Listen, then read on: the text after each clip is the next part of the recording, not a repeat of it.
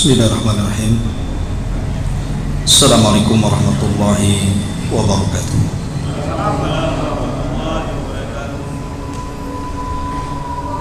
Alhamdulillah, salatu wassalamu ala rasulillah wa ala alihi wa sahbihi wa mawalah, wa la hawla wa la quwata illa billahi wa ba'da. Kita lanjutkan kajian kita, masih membahas tafsir dari surah-surah pendek dalam juz aman, termasuk pada surah yang baru, surah Al-Insyiqaq. A'udzubillahi minasyaitonir rajim. Bismillahirrahmanirrahim. Idzas samaa'un syaqqat wa adzinat li rabbiha wa huqqat wa idzal ardu muddat wa alqat ma fiha wa takhallat wa adzinat li rabbiha wa huqqat ya ayyuhal insanu innaka kadihun ila rabbika kadhan famulaki.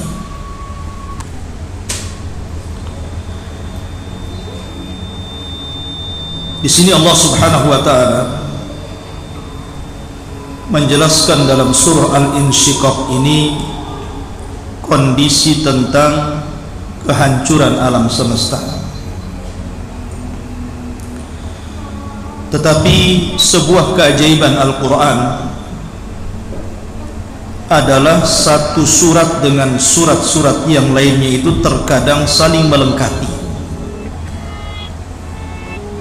Kita tahu bahwa suratul Insyiqaq ini, kalau urutannya dari awal, maksudnya dari Al-Fatihah, Al-Baqarah terus sampai Qul a'udzu birabbin nas, maka suratul Insyiqaq ini jatuh setelah surah Al-Infitar, yang maknanya juga langit terbelah. Kemudian sebelumnya surah Infitar ini ada surah At-Takwir. Kemudian sebelumnya ada surah An-Naba. Jadi surah-surah tersebut bicara tentang kiamat. Dalam surah At-Takwir,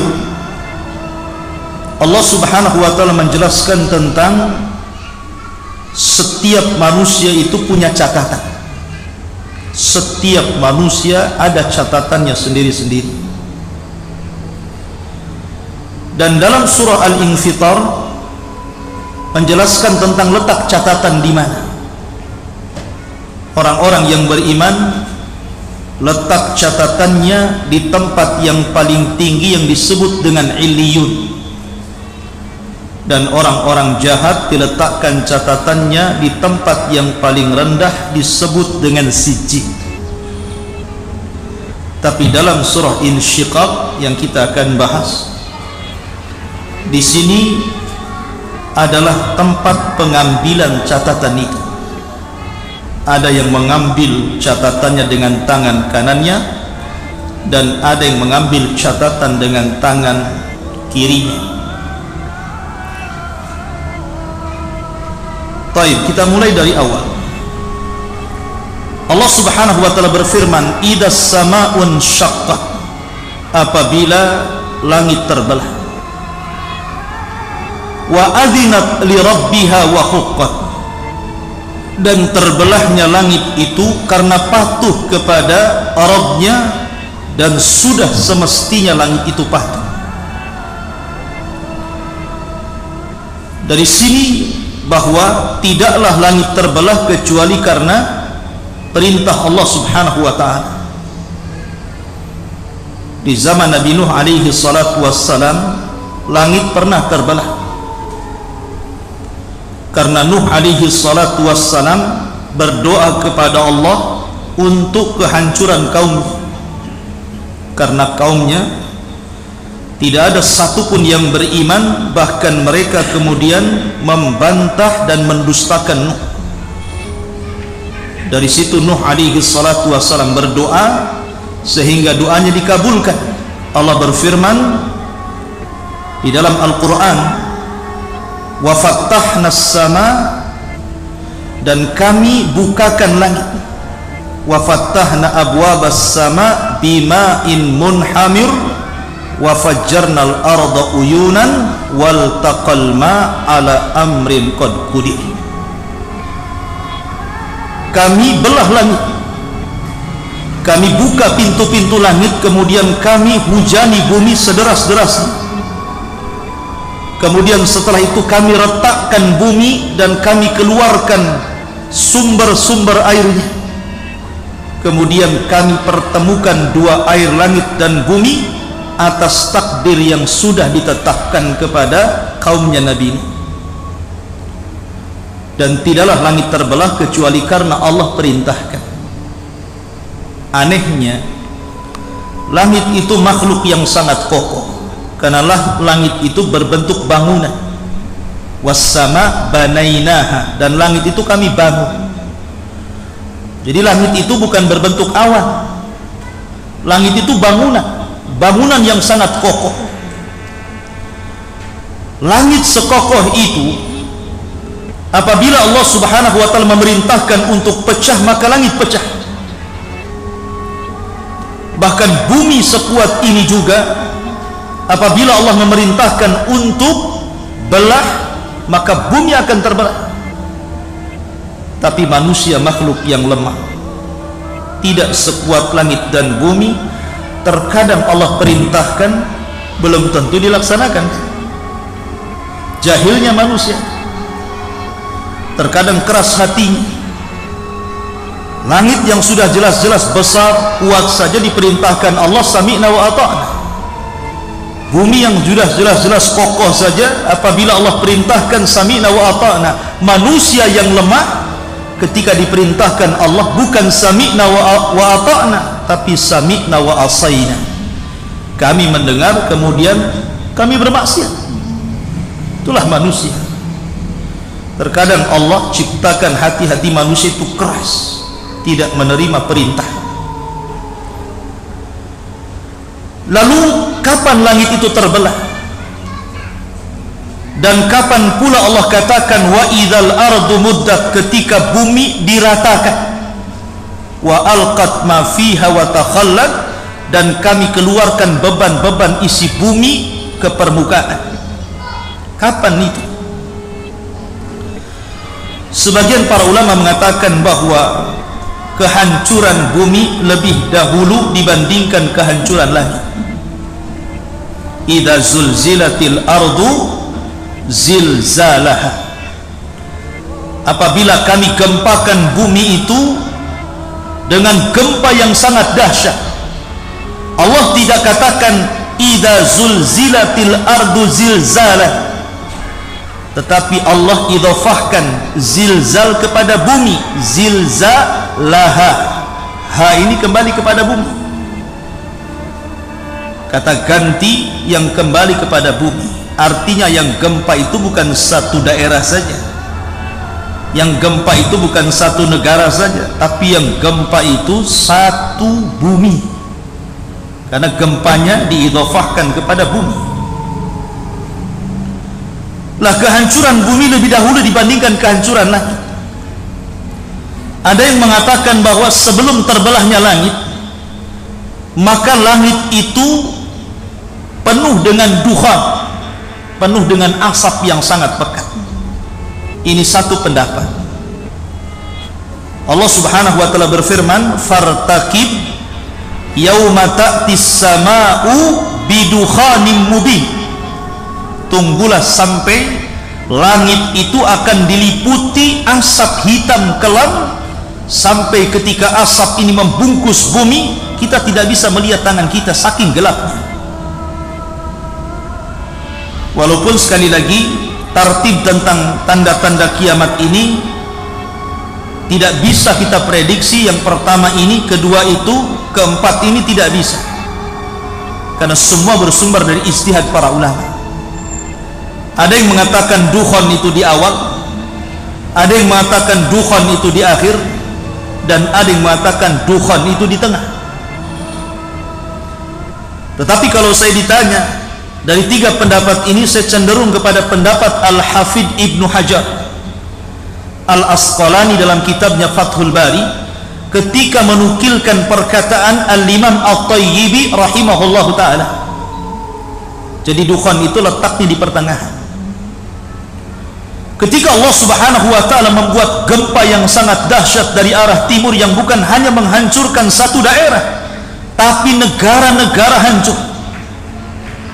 Kemudian disusul dengan gempa sebelah barat yang menghancurkan negara-negara.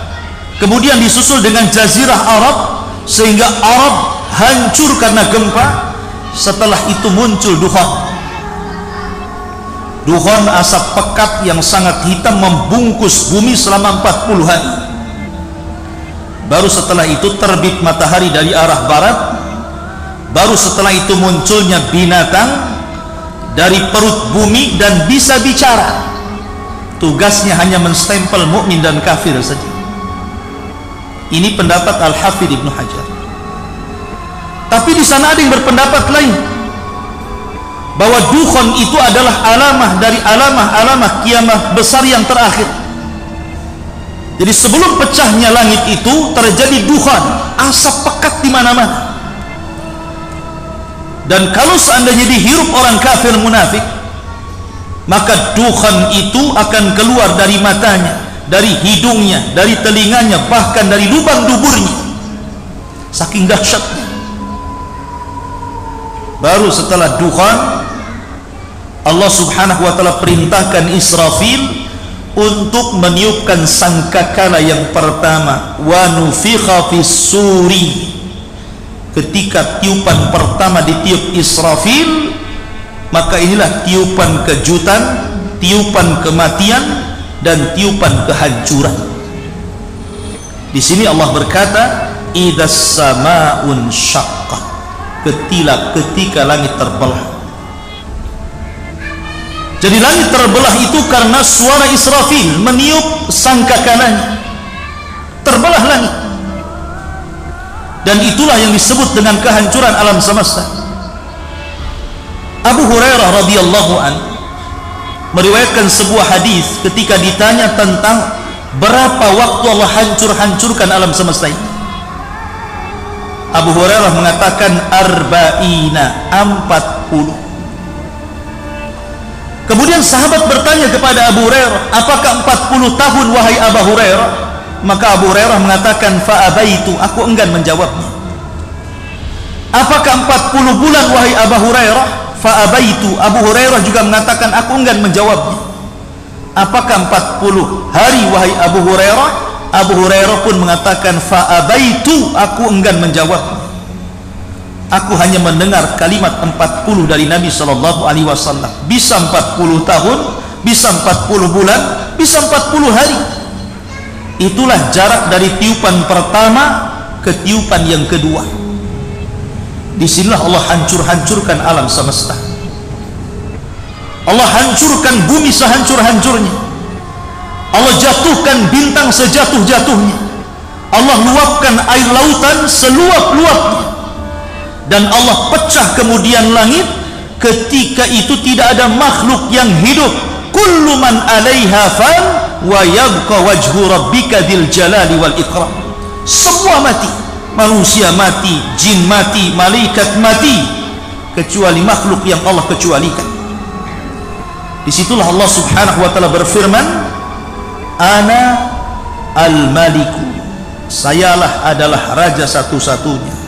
Aina mulukud dunia, mana raja-raja dunia itu? Ana al-malik, aina al-jabbarun, aina al-mutakabbirun, saya raja. Mana orang-orang yang congkak itu? Mana orang-orang yang sombong itu? Tidak ada yang jawab, karena semua mati.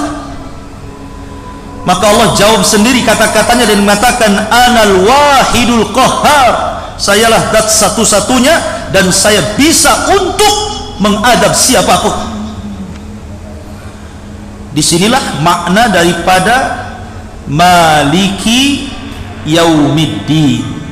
Kita sering membaca surah Al-Fatihah. Alhamdulillahi rabbil alamin Ar-Rahmanir Rahim, Maliki Yaumiddin. Ini makna daripada Maliki Yaumiddin. Dialah raja pada hari ketika Allah bangkitkan kiamat. Makanya Allah mengatakan, saya raja. Mana raja-raja itu yang congkak dan sombong? Mana Fir'aun? Mana Namrud? Mana Bukhtun Nasr? Mana Dzunawas? Mana orang-orang yang ngaku Tuhan itu? Ditantang oleh Allah Azza wa Jalla. Maka tidak ada, karena dia adalah Maliki Yaumiddin, satu-satunya raja pada hari pembalasan. Di sini Allah mengatakan, was-sama idzas sama'un syaqqat. Ketika Allah Subhanahu wa taala hendak menghancurkan langit, maka Allah berfirman dalam surah An-Naba, wa futihatis sama'u fakanat abwaba, dan kami buka pintu-pintu langit. Wa nunazzilul malaikata tanzila, maka sebelum langit itu dipecah dan digulung Allah Azza wa Jalla, maka kami turunkan seluruh malaikat yang ada di langit itu. Padahal isi malaikat yang ada di langit itu, dalam hadis Mi'raj, ketika Rasul Isra dan Mi'raj, Rasul ditampakkan bagaimana banyaknya tentara Allah dari kalangan malaikat di langit itu. Tidaklah 4 jari, kecuali ada malaikat berdiri bertasbih sampai kiamat. Ada yang malaikat ruku sampai kiamat bertasbih, ada yang malaikat sujud sampai kiamat bertasbih. Saking banyaknya. Makanya Allah mengatakan, wa ma ya'lamu junuda rabbika illahu wa ma huwa illa dzikra lil bashar. Dan tidak ada yang tahu berapa jumlah tentara Allah itu kecuali Allah sendiri. Saking banyak. Lah malaikat yang banyak itu turun semua dari langit. Ketika itulah Allah mengatakan, was-sama idzas sama'un syaqqat. Ketika itu langit dibelah. Bahkan dalam ayat yang lain, was-samawatu matwiyatun biyamini, maka Allah gulung langit itu seperti menggulung kertas. Seperti itu dahsyatnya kiamat. Wa adzinat li rabbiha wa huqqat, dan sudah selayaknya langit itu patuh dengan Rabbnya, dan memang sudah selayaknya dia harus patuh. Kemudian Allah mengatakan, wa idzal ardu muddat, dan apabila Allah ratakan bumi ini. Bumi sekarang bentuknya mukawwar. Mukawwar itu seperti bola. Itulah bentuk bumi. Ada yang mengatakan seperti telur lonjong. Jadi bentuk bumi itu ada yang mengatakan bulat seperti bola, ada yang mengatakan lonjong seperti telur. Itu bumi yang sekarang kita pijak. Tapi nanti pada hari kiamat, bumi yang bulat itu atau yang lonjong seperti telur itu Allah akan hancurkan. Idza zulzilatil ardu zilzalaha, Allah hancurkan betul-betul. Bahkan Allah mengatakan, al-qari'atu mal qari'ah wa ma adraka mal qari'ah yauma yakunu nasu kal farashil mabthuth wa takunul jibalu kal ihnil manfush. Kau lihat gunung-gunung itu seperti kapas yang dihempas angin, berhamburan kemana-mana. Jadi gunung itu akan tercabut dari tempatnya, kemudian akan bergerak, kemudian diangkat ke langit, kemudian akan dikembalikan dan dihantamkan dengan bumi. Maka apa yang terjadi? Hancur berantakan. Begitulah Allah hancurkan gunung-gunung itu. Belum lagi Allah mengatakan, wa idzal biharu fujirat, apabila lautan itu dinyalakan. Setelah itu Allah tumpahkan ke daratan. Jadi semua dihancurkan, laut ditumpahkan, gunung dihancurkan, bumi digempakan, sehingga bumi yang bulat itu hancur sehancur-hancurnya. Ketika itulah Allah bentuk kembali bumi, tapi dalam bentuk yang tidak bulat. Seperti apa bentuknya setelah itu? Wa idzal ardu muddat, Allah ratakan bumi. Sekarang bumi itu ada yang meninggi, ada yang merendah, ada bukit, ada gunung, ada lembah.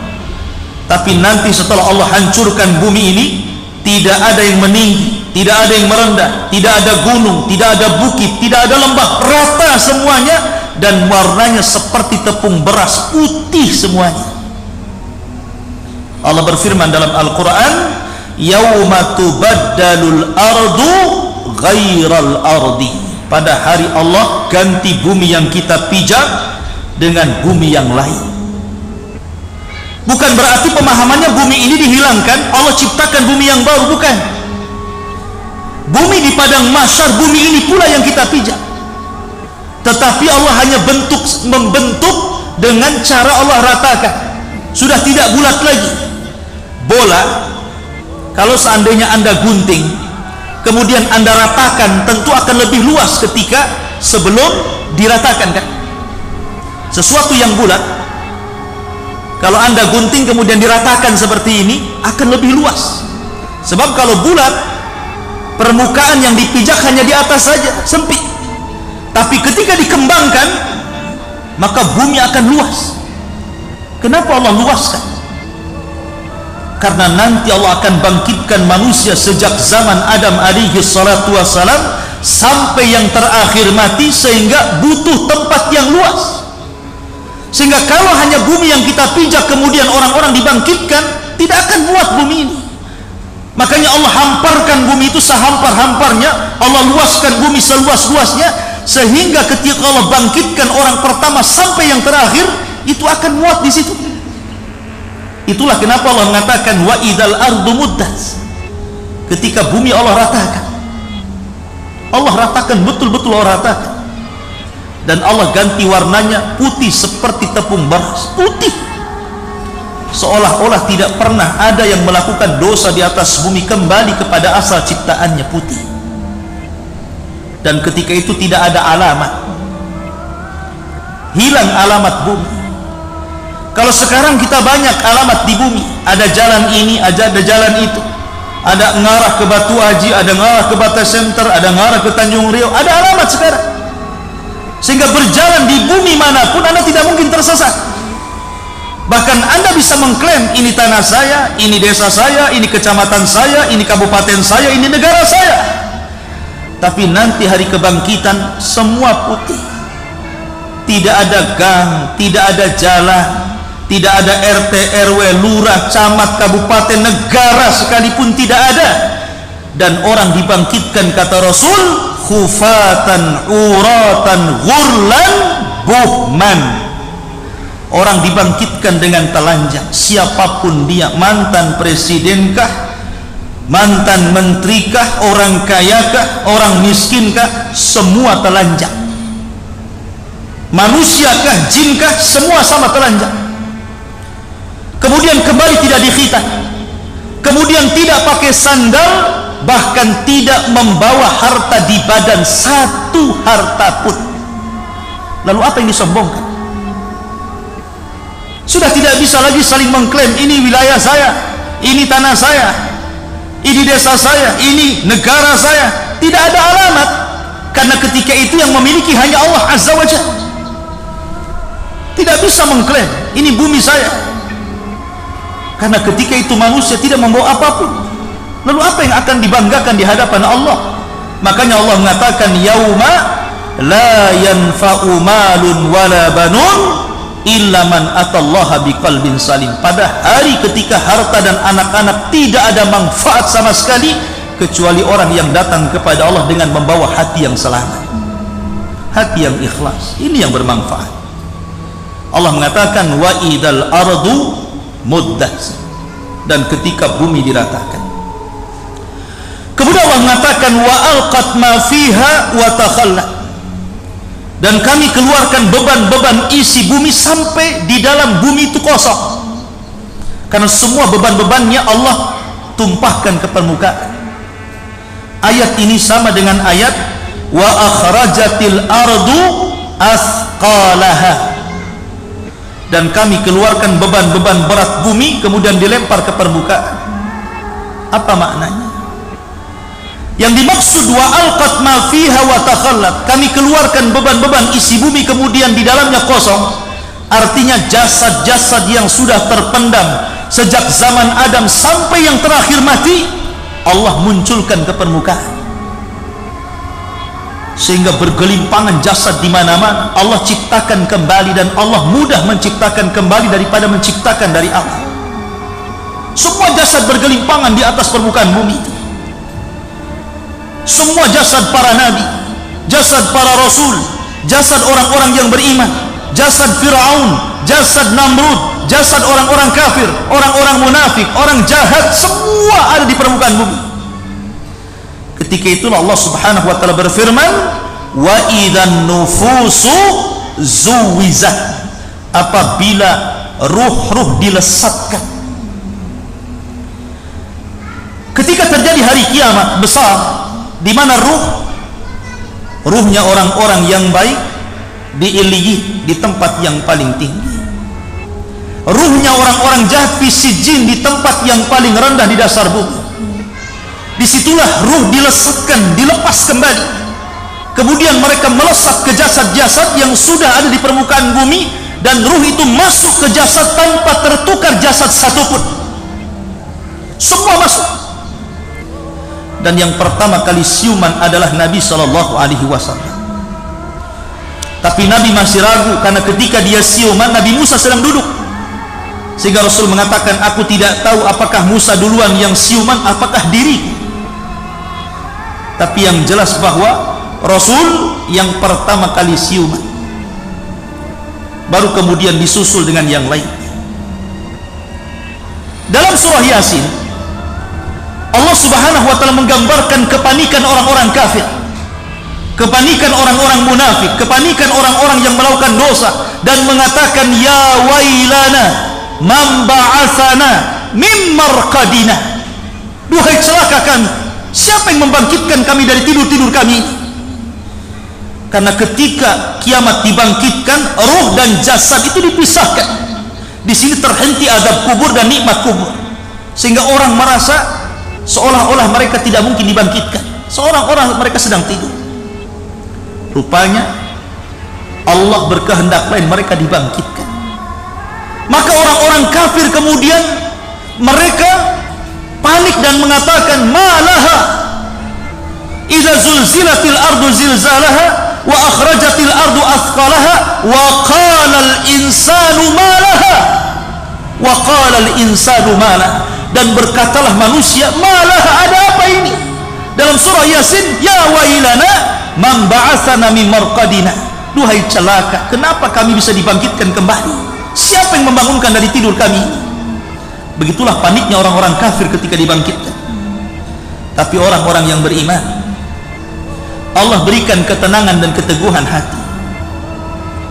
Walladzina amanu wattaba'athum dzurriyyatuhum biimanin alhaqna bihim dzurriyyatuhum, dan orang-orang yang beriman, kata Allah, kemudian keimanannya diikuti oleh keluarganya, oleh istrinya, oleh suaminya, oleh anaknya, oleh orang tuanya, oleh saudara-saudaranya. Ketika mereka dibangkitkan, di sampingnya sudah ada istrinya, di sampingnya sudah ada bapaknya, di sampingnya sudah ada anaknya, tenang.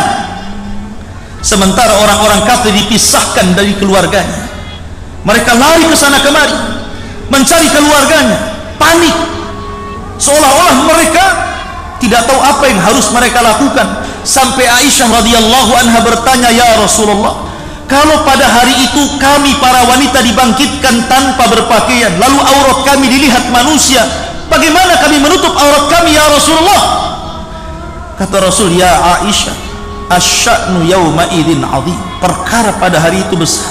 Tidak mungkin orang sibuk memandang aurat orang lain. Memikirkan keselamatan diri saja sudah susah, apalagi memikirkan orang lain. Makanya Allah Subhanahu wa taala menggambarkan bagaimana kondisi mereka dalam surah Al-Qari'ah. Allah mengatakan, Al-Qari'atu mal qari'ah wa ma adraka mal qari'ah yauma yakunun nasu kal farashil mabthuth. Pada hari kebangkitan manusia, orang-orang kafir itu seperti farash yang mabthuth, seperti laron. Anda tahu kalau laron terbang ke lampu, mereka tidak beraturan, tabraknya kawannya, sehingga sebentar saja terbang ke lampu, sebentar pula sayapnya sudah berserak di bawah tembok. kemudian jatuh satu persatu jasadnya. Begitulah larat. Allah gambarkan kepanikan orang-orang kafir, karena yang dibangkitkan di timur lari ke barat, yang dibangkitkan di barat lari ke timur, yang dibangkitkan dari utara lari ke selatan, yang dibangkitkan dari selatan lari ke utara, bertabrakan satu dengan yang lainnya. Tapi orang-orang yang beriman, mereka tidak lari, karena orang yang beriman akan disatukan.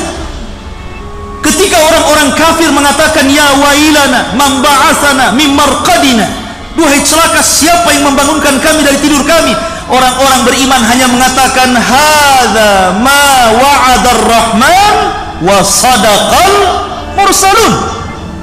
Inilah janji ar-Rahman untuk kami dan untuk kalian, dan benarlah ucapan para rasul. Kalian dustakan hari berbangkit, sekarang harinya kalian rasakan. Karena orang-orang kafir mengatakan wa qala alladziina kafaru lan yub'atsu qul bala wa rabbi la tub'atsunna. Orang-orang kafir menyangka mereka tidak akan dibangkitkan. Sekali-kali tidak, wahai Muhammad, katakan kepada mereka bahkan mereka akan dibangkitkan pada hari kiamat. Ma'asyiral muslimin yang dimuliakan Allah Azza wa Jalla, Allah mengatakan wa alqat ma fiha wa takhallat wa adinat li rabbiha wa huqqat. Dan sudah selayaknya bumi taat dan patuh atas perintah Allah Subhanahu wa ta'ala. Sampai di sini insyaallah kita lanjutkan. Subhanaka wa bihamdika asyhadu an la ilaha illa anta astaghfiruka wa atubu ilaik. Allah ta'ala. Assalamualaikum warahmatullahi wabarakatuh.